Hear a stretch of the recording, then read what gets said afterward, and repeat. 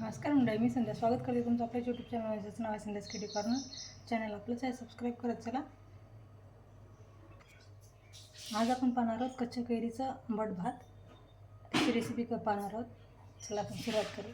त्यासाठी आपण अगोदरच हे भात शिजवून मोकळं करून घेतलेलं आहे. आणि आमचे ते थोडं मोठे वयस्कर वयोवृद्ध माणसं असल्यामुळे त्यांना चिकट लागते, त्यामुळे थोडं चिकटच केलं, पण मोकळं केलं तरी खूप मस्त होतं. आणि ही कच्च्या कैरीचं गर आहे. आणि हे बाकी सगळे आपले फोडणीचे साहित्य: दालचिनी, लवंग, इलायची, तेजपत्ता, कांदा, हिरवी मिरची, कढीपत्ता. आणि हे थोडं धण्याची पूड आहे. जी कोथिंबीर नव्हतं आपल्याकडे, त्याच्यामुळे धण्याची पूड घेतलेली आहे.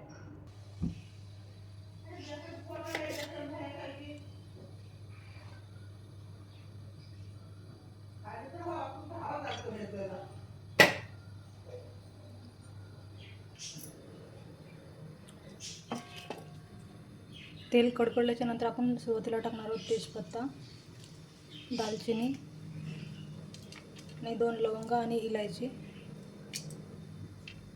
आणि शेंगदाणे अगोदर ह्यासाठी टाकायचे की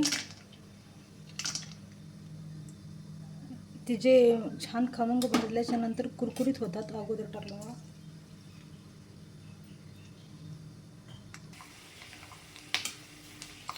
सगळं साहित्य टाकून घेऊ आपण आता.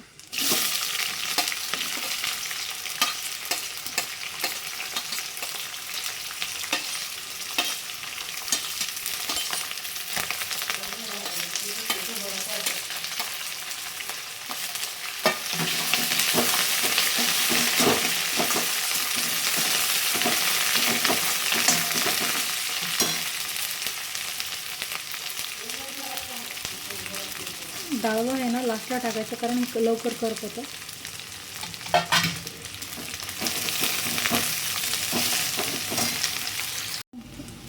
बऱ्यापैकी आपलं छान आता मसाला भाजलेला आहे. आपलं हे मसाला सगळं आता मध्ये टाकून घेऊ आपण. डाळवं,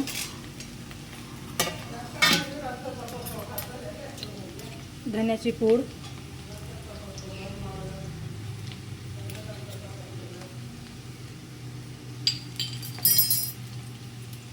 थोडं साठवणीतला मसाला,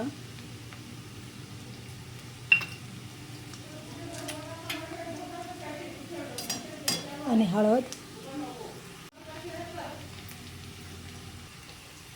मीठ थोडंसंच टाकायचं, कारण मीठ आपण ऑलरेडी भातामध्ये टाकलेलं आहे भात शिजवून घेताना. त्यामुळे सगळं थोडंसंच टाकायचं आणि छान परतून घ्यायचं.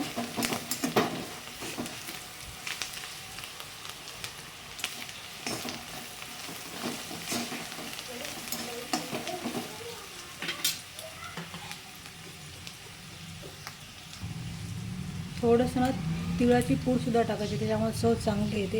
1 चम्मचवर तिळाची पूडसुद्धा टाकली ना. मग लास्टला आपण टाकून घेणार आहोत कैरीचं गर.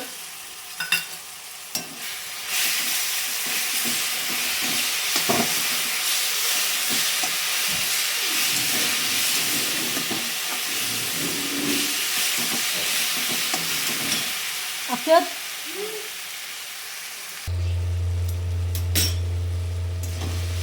सगळं छान शिजल्याच्या नंतर आपण लास्टला टाकून घेणार आहोत आता भात.